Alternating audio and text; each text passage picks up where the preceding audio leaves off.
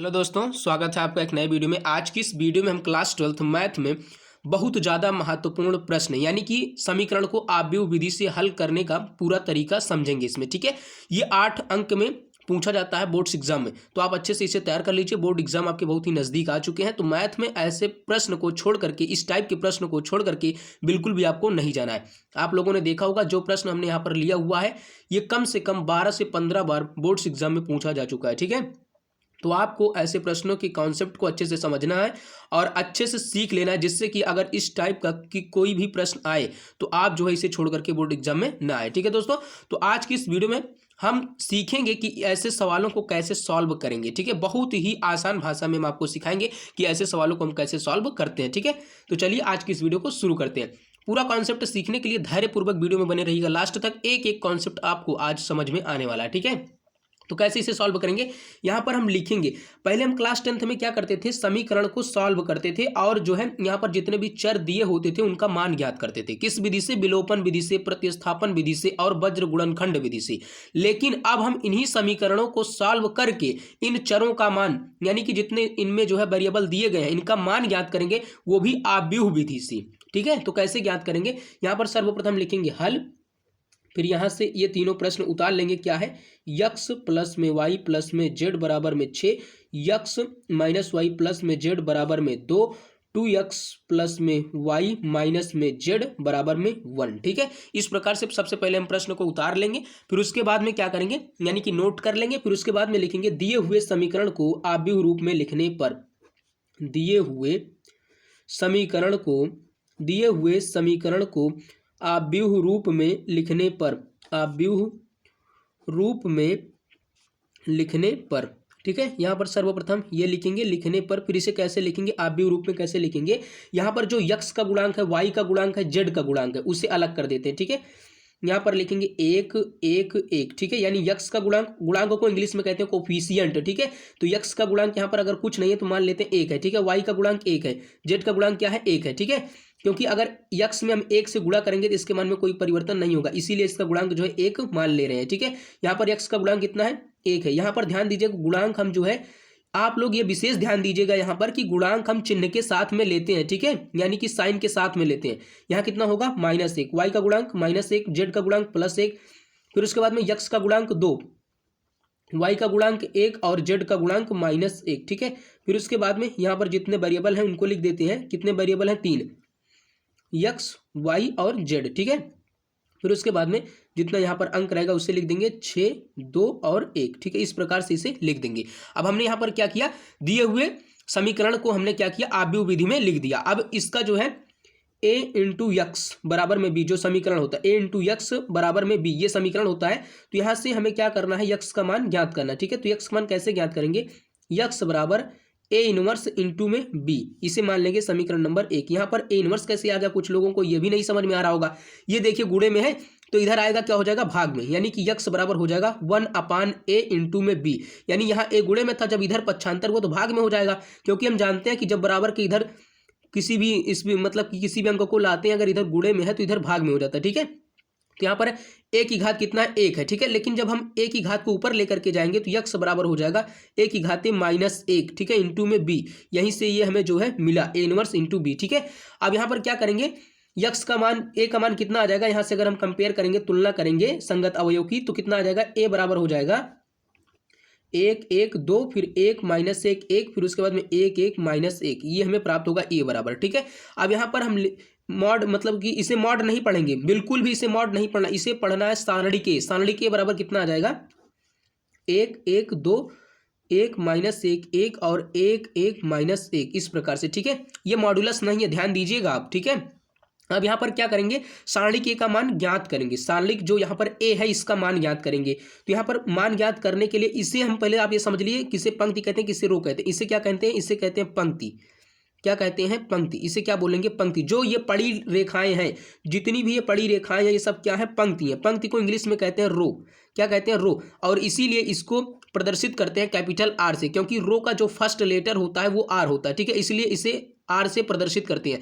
और जो ये खड़ी रेखाएं हैं, खड़ी रेखाएं जितनी भी हैं, इन्हें कहते हैं कॉलम ना। यहाँ पर रेखाएं नहीं है, जितने भी अंक हैं खड़े खड़े में ना, अगर ऐसे देखें तो इन्हें क्या कहेंगे, कालम। कालम को कहते हैं हिंदी में स्तंभ, इसीलिए इसे प्रदर्शित करते हैं सी से। कालम का जो फर्स्ट लेटर होता है वो क्या होता है, सी, इसीलिए इसे सी से प्रदर्शित करते हैं। हिंदी में बोले तो इसे कहते हैं स्तंभ। क्या बोलते हैं, स्तंभ बोलते हैं। अब यहाँ पर हम करेंगे C1 के सापेक्ष प्रसार, ठीक है, सारणिक ए का मान ज्ञात करेंगे सर्वप्रथम। तो यहाँ पर क्या लिखेंगे, C1 के सापेक्ष प्रसार करने पर, C1 के सापेक्ष प्रसार करने पर, विस्तार करने पर, एक्सपेंशन करने पर, आप कुछ भी लिख सकते हैं, ठीक है। C1 के सापेक्ष प्रसार करने पर, अब यहाँ पर जब हम C1 के सापेक्ष में प्रसार करेंगे तो ध्यान दीजिएगा, एक है ना, तो एक लिखेंगे, फिर उसके बाद में एक वाली पूरी पंक्ति छोड़ देंगे, एक वाला पूरा स्तंभ छोड़ देंगे, -1 1, फिर उसके बाद में 1 -1, ठीक है। फिर उसके बाद में लिखेंगे, माइनस का चिन्ह लगाएंगे। क्यों हम माइनस का चिन्ह लगा रहे हैं, अभी हम इसको जो है पूरा एक्सप्लेन करेंगे, ठीक है। यहाँ पर लिखेंगे -1, C1 क्या यही तो है, तो -1 लिख दिया। फिर उसके बाद में अब इस वाली पूरी पंक्ति को छोड़ देंगे, इस वाले पूरे स्तंभ को छोड़ देंगे, ठीक है। तो क्या बचेगा, 1 1 1 -1, ठीक है। फिर उसके बाद में 2 लिखेंगे, +2, और उसके बाद में 2 वाली पूरी पंक्ति छोड़ देंगे और 2 वाला पूरा स्तंभ छोड़ देंगे। क्या बचेगा, 1 -1 1 1, ठीक है। इस प्रकार से अब यहाँ पर हमने माइनस क्यों लगाया, यहाँ पर प्लस क्यों लगाया, ठीक है, ध्यान से आप समझिएगा। ये कैसी पंक्ति, पहली पंक्ति, ये दूसरी पंक्ति, ये तीसरी पंक्ति, ये पहला स्तंभ, ये दूसरा स्तंभ, ये तीसरा स्तंभ, ठीक है। जब पंक्ति और स्तंभ का योग सम आएगा तो उसके आगे प्लस का चिन्ह लगाएंगे। जब पंक्ति और स्तंभ का योग विषम आएगा तो उसके आगे माइनस का चिन्ह लगाएंगे। आप यहाँ से आप देखिए ध्यान से, यानी एक पहली पंक्ति हो गया, पहला स्तंभ हो गया, 1 1 2, 2 क्या है, एक सम संख्या। जब सम संख्या आएगी तो क्या लगाएंगे, उसके आगे चिन्ह प्लस का। तो यहाँ पर हमने क्या लगाया हुआ है, प्लस का। प्लस का लगाते नहीं है ऑलरेडी, यहाँ पर हम मान लेते हैं कि प्लस का चिन्ह है, ठीक है। और यहाँ पर कितना है, पंक्ति दूसरी है, स्तंभ कैसा है, पहला है, तो 2 1 कितना हुआ, 3 होगा। 3 क्या है, एक विषम संख्या, तो विषम संख्या के आगे जो चिन्ह लगाते हैं वो क्या लगाते हैं, माइनस लगाते हैं। समझ गए अब आप। यहाँ कितना है, तीसरी पंक्ति है, पहला स्तंभ, 3 है, कितना हुआ, 4 4 आया तो क्या हुआ, सम हुआ। सम के आगे क्या चिन्ह लगाते हैं, प्लस का चिन्ह लगाते हैं। समझ गए आप। आपको रटना नहीं है कि plus minus plus, plus minus plus, plus minus plus, ये रटाया जाता है स्टूडेंट्स को, आपको बिल्कुल भी रटना नहीं है, पूरे कॉन्सेप्ट को सीखना अच्छे से, ठीक है। यहाँ पर हो जाएगा 1 इंटू, फिर जब इसका गुणा कराएंगे सर्वप्रथम ऐसे आप तीर लगा दीजिएगा कैसे हम गुणा करा रहे हैं, ठीक है। तो 1 1 के कितना हो जाएगा, 1, यहाँ पर माइनस माइनस है तो प्लस हो जाएगा, ठीक है। माइनस माइनस क्या हो जाएगा, गुणे में प्लस हो जाएगा ना। फिर उसके बाद में 1 1 के 1, यहाँ पर आता है बीच में माइनस का चिन्ह, फिर उसके बाद में -1, फिर यहाँ पर कितना हो जाएगा, -1 हो जाएगा, फिर 1 1 के 1 -1, फिर उसके बाद में प्लस में 2, और यहाँ पर कितना हो जाएगा, 1 1 के 1, फिर यहाँ पर 1 1 के 1 -1, और यहाँ पर सूत्र में भी माइनस रहता है तो यहाँ पर हो जाएगा +1, ठीक है। इस प्रकार से यहाँ पर कितना आ जाएगा, -1 घटेगा, कितना आ जाएगा, 0, तो यहाँ हो जाएगा 0। फिर उसके बाद में यहाँ पर हो जाएगा -1 गुणे में -2, ठीक है। फिर यहाँ पर हो जाएगा +2 गुणे 2, क्या हो जाएगा, 2 गुणे 2, तो यहाँ पर कितना हो जाएगा, -2 और गुणे -1 बराबर कितना हो जाएगा, +2 हो जाएगा। +2 दूना कितना हो जाएगा, 4, यहाँ पर कितना हो जाएगा, 2 दूना कितना हो जाएगा, 4, ठीक है। तो यहाँ पर कितना हमें प्राप्त हो जाएगा, यहाँ हो जाएगा 4 2 6, यानी कि जो सारणिक ए का मान मुझे प्राप्त हुआ, सारणिक ए का मान जो हमें प्राप्त हुआ, कितना प्राप्त हुआ, सारणिक ए का मान हमें जो है 6 प्राप्त हुआ। यानी कि ए इनवर्स क्या है, विद्यमान। अगर सारणिक ए का मान 6 मतलब धनात्मक और ऋणात्मक प्राप्त होता है तो ए इनवर्स क्या होता है, विद्यमान होता है। यहाँ पर सारणिक ए का मान हमें जो है 6 प्राप्त हुआ, इससे स्पष्ट होता है कि यहाँ पर ए इनवर्स विद्यमान है। तो ए इनवर्स कैसे ज्ञात करेंगे, अब क्या करेंगे, मॉड मतलब कि सारणिक ए के तत्वों का सैखंड ज्ञात करेंगे। आपको मॉड नहीं बोलना है, अक्सर सभी लोग मॉड ही बोलते हैं लेकिन वो मॉड है नहीं, ठीक है। सारणिक ए के तत्वों का सैखंड ज्ञात करने पर यहाँ पर लिखेंगे, सारणिक ए के तत्वों का सहखंड ज्ञात करने पर, तत्वों का सहखंड ज्ञात करने पर, ठीक है, सहखंड ज्ञात करने पर। अब इसका हम सहखंड ज्ञात करेंगे। कैसे ज्ञात करेंगे सहखंड, सिखा रहे हैं आपको। यहाँ पर लिखेंगे 1 11, ये जो 1 11 लिखा हुआ है इसका मतलब जो ये पहली संख्या है ये पंक्ति को बताती है, ठीक है। दूसरी संख्या क्या करती है, स्तंभ को बताती है। दूसरी संख्या क्या करती है, स्तंभ को बताती है, ठीक है। तो 1 11 का मतलब ये हुआ, पहली पंक्ति पहला स्तंभ, ये पहली पंक्ति ये पहला स्तंभ, यानी 1 11 का मतलब 1 हुआ। तो 1 का सहखंड कैसे ज्ञात करेंगे, 1 वाली पूरी पंक्ति छोड़ देंगे, 1 वाला पूरा स्तंभ छोड़ देंगे। कैसे लिखेंगे, जैसे उसमें सारणिक ए का मान ज्ञात किए थे सेम उसी तरीके से इसमें करेंगे, ठीक है। -1 1, फिर उसके बाद में 1 -1। अब इसे कैसे लिखेंगे, 1 1 के कितना हो जाएगा, 1, वो भी हो जाएगा धन में क्योंकि माइनस माइनस क्या हो जाएगा, प्लस हो जाएगा, ठीक है। और यहाँ पर कितना आ जाएगा, -1 बराबर में कितना हो जाएगा, 0, ठीक है। चिन्ह अभी हम नहीं लगा रहे हैं, अभी लास्ट में चिन्ह लगाएंगे, ठीक है, सब में। फिर A 12 यानी कि पहली पंक्ति दूसरा स्तंभ, पहली पंक्ति ये है और दूसरा स्तंभ ये है, ध्यान से देखिएगा, पहली पंक्ति दूसरा स्तंभ, ठीक है। तो इसका मान कैसे ज्ञात करेंगे, पूरी पंक्ति छोड़ देंगे और इसका पूरा स्तंभ छोड़ देंगे, पूरी पंक्ति इसका छोड़ देंगे, पूरा स्तंभ छोड़ देंगे, क्या बचेगा, यहाँ पर बचेगा 1 2 1 -1, ठीक है। तो कितना आ जाएगा, -1, फिर उसके बाद में कितना हो जाएगा, -2 बराबर में कितना आ जाएगा, -3, ठीक है। फिर उसके बाद में A13 ज्ञात करेंगे। A13 का मान कैसे ज्ञात करेंगे? A13 का मान ज्ञात करने के लिए यहाँ पर हम इस वाली पूरी पंक्ति को छोड़ देंगे, इस वाले पूरे स्तंभ को छोड़ देंगे, ठीक है। यानी कि पहली पंक्ति तीसरा स्तंभ, तो पहली पंक्ति ये हुई और तीसरा स्तंभ कौन हुआ? ये हुआ, तो इसी का मान हमें ज्ञात करना, ठीक है। तो यहाँ पर लिखेंगे A13 का मान ज्ञात करने के लिए इस वाली पूरी पंक्ति को और इस वाले पूरे स्तंभ को छोड़ देंगे, यानी इस स्तंभ को और इस पूरी पंक्ति को छोड़ेंगे, कितना आएगा? 1 2 -1 1, ठीक है। अब गुणा करेंगे तो कितना आ जाएगा? यहाँ पर आप तीर का ऐसे निशान लगा दीजिएगा, नहीं तो आप भूल जाएंगे कहाँ से कैसे गुणा किए हुए हैं, ठीक है। यहाँ पर हो जाएगा 1 और यहाँ पर कितना हो जाएगा? प्लस में 2, माइनस माइनस कितना हो जाएगा? प्लस हो जाएगा, ठीक है। 1 1 के 2, क्योंकि सूत्र में माइनस है, ठीक है। तो यहाँ पर कितना आ जाएगा? 3 आ जाएगा। कितना आ जाएगा? 3 आ जाएगा। 1 1 के 1, फिर यहाँ पर कितना हो जाएगा? -2 आ जाएगा। तो यहाँ पर कितना आ जाएगा? +3। फिर उसके बाद में 21 ज्ञात करेंगे। 21 कैसे ज्ञात करेंगे? यानी दूसरी पंक्ति और पहला स्तंभ, 21 का मतलब, ठीक है। तो ए वाली पूरी पंक्ति छोड़ देंगे, दूसरी वाली, और पहला वाला पूरा स्तंभ छोड़ देंगे, क्या बचेगा? वही लिखेंगे 1 1, फिर उसके बाद में 1 -1, इस प्रकार से। यहाँ पर कितना आएगा? -1, फिर उसके बाद में -1 बराबर में कितना आ जाएगा? -2। कितना आ जाएगा? -2। तो आप आसानी से इसे समझते रहिए धीरे धीरे, ठीक है। यहाँ पर फिर अब A22 ज्ञात करेंगे। A22 का मान कैसे ज्ञात करेंगे? तो A22 का मान ज्ञात करने के लिए यानी दूसरी पंक्ति और दूसरा स्तंभ छोड़ देंगे, पूरा दूसरी पंक्ति पूरा छोड़ देंगे ए वाली, और दूसरा स्तंभ भी पूरा छोड़ देंगे, तो क्या बचेगा? वही लिखेंगे। कितना है? 1 2, फिर 1 -1। अब इसे कैसे गुणा करेंगे, ठीक है। इसे क्या करेंगे? गुणा कराएंगे, तो कितना आएगा? यहाँ पर हो जाएगा -1, फिर उसके बाद में -2 बराबर में कितना आ जाएगा? -3। कितना आ जाएगा? -3, ठीक है। अब उसके बाद में A23 का मान ज्ञात करेंगे। A23 का मान कैसे ज्ञात करेंगे? A23 का मान ज्ञात करने के लिए पहली मतलब कि दूसरी पंक्ति और तीसरा स्तंभ जो है छोड़ देंगे। कितना बचेगा? दूसरी पंक्ति पूरा छोड़ेंगे और तीसरा स्तंभ पूरा छोड़ेंगे, यहाँ पर बचेगा 1 1 2 1, ठीक है। इस प्रकार से अब इसको कैसे ज्ञात करेंगे? आप गुणा करा देंगे, सिंपल वही, ठीक है। आप यहाँ पर तीर का निशान जरूर लगा दीजिएगा। यहाँ हो जाएगा 1 1 के 1, फिर उसके बाद में -2 बराबर में कितना आ जाएगा? -1, ठीक है। कितना आ जाएगा? -1। अब उसके बाद में 31 ज्ञात करेंगे, यानी कि तीसरी पंक्ति और पहला स्तंभ, ठीक है। आप अगर सेकंड ज्ञात कर लिए तो आप आसानी से इस सवाल को सॉल्व कर पाएंगे, ठीक है। और सेकंड ज्ञात करना बहुत ही आसान है। 31 ज्ञात करने के लिए क्या करेंगे? ये तीसरी पंक्ति छोड़ देंगे और पहला स्तंभ छोड़ देंगे, ठीक है। तो कितना बचेगा? 1 -1 1 1, ठीक है। यहाँ पर बचेगा 1 -1 और 1 1, ठीक है। 1 -1 और उसके बाद में 1 1, यही बचेगा, ठीक है। जब आप इसे छोड़ देंगे, ये वाली पूरी पंक्ति छोड़ देंगे और ये वाला पूरा स्तंभ छोड़ देंगे, तो ठीक है। अब इसे गुणा कर लीजिए आप आसानी से। कैसे गुणा करेंगे? 1 1 के 1 और उसके बाद में -1, ठीक है, क्योंकि यहाँ सूत्र में माइनस है। यहाँ पर हो जाएगा 2। कितना बचेगा? यहाँ पर हो जाएगा 2।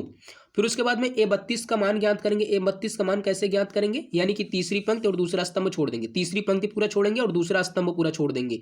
कितना बचेगा? 1 1 1 1, यानी कि सब प्लस में रहेगा, यानी 1 1 1 1, ठीक है। अब इसे गुणा कर लेंगे, कितना आ जाएगा? 1 1 1 -1 1 1 बराबर में कितना आ जाएगा? 0। A33 का मान ज्ञात करेंगे। A33 का मान ज्ञात करने के लिए क्या करेंगे? तीसरी पंक्ति और तीसरा स्तंभ छोड़ देंगे, ये तीसरी पंक्ति और ये तीसरा स्तंभ छोड़ेंगे। कितना आएगा? 1 1 1 1 1 -1, ठीक है। गुणा कराएंगे, कितना हो जाएगा? 1 1 -1 1 के -1 हो जाएगा, फिर उसके बाद में -1 बराबर में कितना हो जाएगा? -2, ठीक है। अब यहाँ पर आप ध्यान से समझिएगा। अब यहाँ पर हम चिन्ह लगाते हैं। हमने आपको बताया था कि जहाँ पर पंक्ति और स्तंभ का योग सम होगा वहाँ पर क्या लगाएंगे? धनात्मक चिन्ह लगाएंगे। जहाँ पर पंक्ति और स्तंभ का योग विषम आएगा वहाँ पर ऋणात्मक का चिन्ह लगाएंगे। 1 1 2 क्या है? सम है, तो प्लस का चिन्ह। 2 1 कितना हुआ? 3 हुआ, तो क्या है? विषम है। विषम है तो माइनस का चिन्ह लगाएंगे, तो माइनस का जब चिन्ह लगाएंगे तो माइनस माइनस क्या हो जाएगा? प्लस हो जाएगा। 3 1 कितना होगा? 4 क्या है? सम है, तो सम है तो धन का चिन्ह लगाएंगे, ठीक है। फिर उसके बाद में यहाँ पर क्या है? 2 1 3 है ना, 3 हुआ तो क्या हुआ? विषम हुआ। 3 है तो विषम हुआ। अब जब विषम हुआ तो यहाँ पर क्या लगाएंगे? ऋण का चिन्ह लगाएंगे। ऋण ऋण क्या हो जाएगा? धन हो जाएगा। यहाँ पर 2 2 4, यानी 4 क्या है? सम है, तो इसमें कोई परिवर्तन नहीं करेंगे, यानी कि धन का ही चिन्ह लगाएंगे, ठीक है। फिर उसके बाद में 3 2 कितना हो जाएगा? 5। अब 5 है तो विषम है, विषम में क्या करते हैं? चिन्ह ऋण का लगाते हैं, तो ऋण ऋण धन हो जाएगा। फिर उसके बाद में 3 1 कितना हुआ? 4, यानी कि सम हुआ। सम में कोई भी चिन्ह यानी नहीं लगाते, या फिर प्लस का चिन्ह लगाते हैं। प्लस का लगाएंगे तो कोई फर्क नहीं पड़ेगा, वही +2 हो जाएगा फिर से, ठीक है। 3 2 कितना हुआ? 5 है तो विषम है, विषम के आगे चिन्ह क्या लगाते हैं? ऋणात्मक चिन्ह लगाते हैं। हम जानते हैं 0 ना तो धन पूर्णांक है ना ही ऋण पूर्णांक है, इसलिए इसके आगे ना तो धन का चिन्ह लगाते हैं ना ही ऋण का चिन्ह लगाते हैं, ठीक है। फिर उसके बाद 33 वाले में कितना है? यानी A33 में -2 है, और यहाँ पर क्या है? 3 3 6, यानी कि धना मतलब कि सम है तो धन का चिन्ह लगाएंगे। धन का चिन्ह लगाएंगे तो धन और ऋण क्या हो जाएगा? ऋण ही होगा, तो यहाँ पर कितना रहेगा? -2 ही रहेगा। अब उसके बाद में क्या करेंगे? आगे का प्रोग्राम आप समझते रहिए। अब उसके बाद में सहखंड से प्राप्त आव्यूह, यहाँ लिखेंगे सहखंड से प्राप्त आव्यूह, सहखंड से प्राप्त आव्यूह, सेकंड से प्राप्त आव्यूह, हमें क्या प्राप्त हुआ आव्यूह, इसे मान लेते हैं b बराबर, ठीक है। a11 का मान कितना आया हुआ है 0, a11 का मान कितना आया हुआ है 0, a12 का मान कितना आया हुआ 3 और a13 का मान कितना आया हुआ है 3, फिर उसके बाद में 2 -3 1, फिर उसके बाद में कितना आया हुआ है 2 0 -2, ठीक है, यही हमें प्राप्त हुआ है, ठीक है। अब यहां से क्या करेंगे, एडजॉइंट ए ज्ञात करेंगे, सेकंडज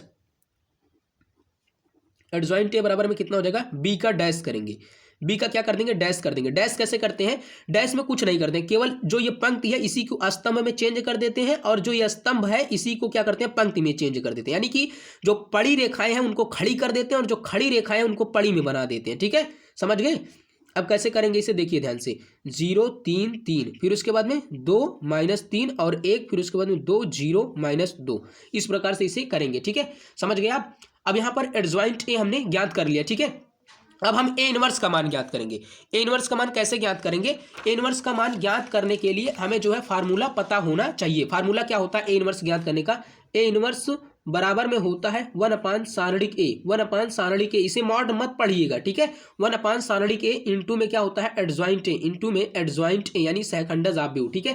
फिर उसके बाद में कैसे करेंगे, ए इनवर्स बराबर में हो जाएगा 1/, अब मॉड ए का सॉरी सारणिक ए का मान हमें कितना प्राप्त हुआ था 6 प्राप्त हुआ था, कितना प्राप्त हुआ था 6 प्राप्त हुआ था, आप देख लीजिएगा सारणिक ए का मान हमें कितना प्राप्त हुआ था 6 प्राप्त हुआ था, देखिए ना, तो सारणिक ए का मान हमें जब 6 प्राप्त हुआ तो यहाँ पर हम 6 लिखेंगे, 6 लिख दिए। अब यहाँ पर क्या करेंगे, जो एडजॉइंट ए हमने ज्ञात किया हुआ है तो कितना एडजॉइंट ए का मान है 0 3 3 2 -3 1, फिर उसके बाद में कितना आया था 2 0 -2, यही आया हुआ था, ठीक है। तो आप इसे आसानी से लिख लीजिएगा। अब उसके बाद में क्या करेंगे, अब उसके बाद में ए इनवर्स का मान हम ले चल करके रखेंगे समीकरण नंबर 1 में, ठीक है।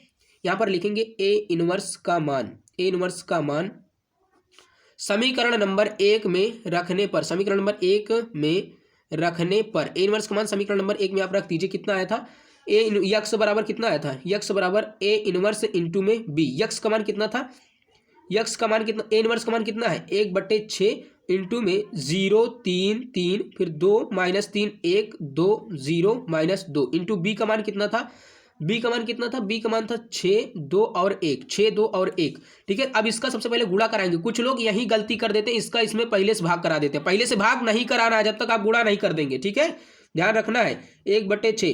अब इसका गुणा कराएंगे, पहली पंक्ति पहला स्तंभ, पहली पंक्ति पहला स्तंभ, पहली पंक्ति पहला स्तंभ, 0 में 6 से गुणा कराएंगे कितना हो जाएगा 0, धन 2 दूना कितना हो जाएगा 4, धन 2 1 के 2, ठीक है। फिर उसके बाद में दूसरी पंक्ति पहला स्तंभ, छत्रिक 18 हो जाएगा, छत्रिक 18 माइनस 3 2 कितना हो जाएगा 6, 1 0 0 हो जाएगा, ठीक है।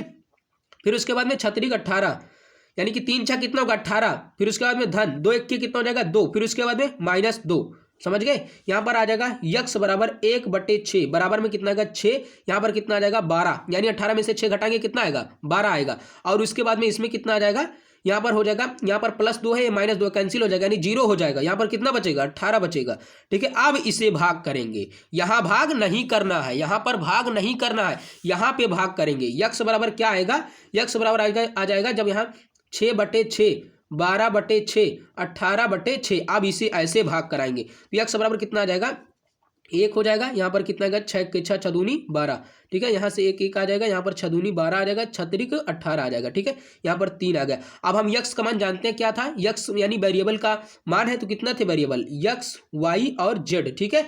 यहाँ पर कितना आ गया 1 2 और 3, फिर यहाँ पर लिखेंगे संगत अवयव की तुलना करने पर, क्या लिखेंगे संगत अवयव की तुलना करने पर, यहाँ आप लिख दीजिएगा संगत अवयव की तुलना करने पर, संगत अवयव की तुलना करने पर, अवयव की जो है तुलना करने पर तो हमें यक्स और जेड वाई का मान मिल जाएगा, ठीक है, तुलना करने पर।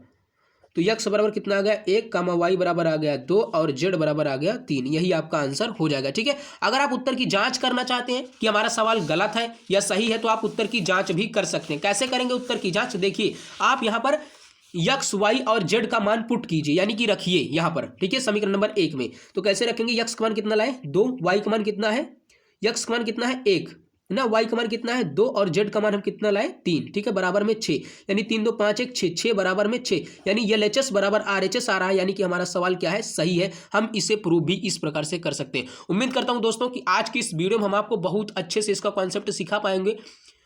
चलिए ठीक है, वीडियो देखने के लिए बहुत बहुत धन्यवाद। मिलते हैं किसी अगली वीडियो में, तब तक के लिए जय हिंद, वंदे मातरम।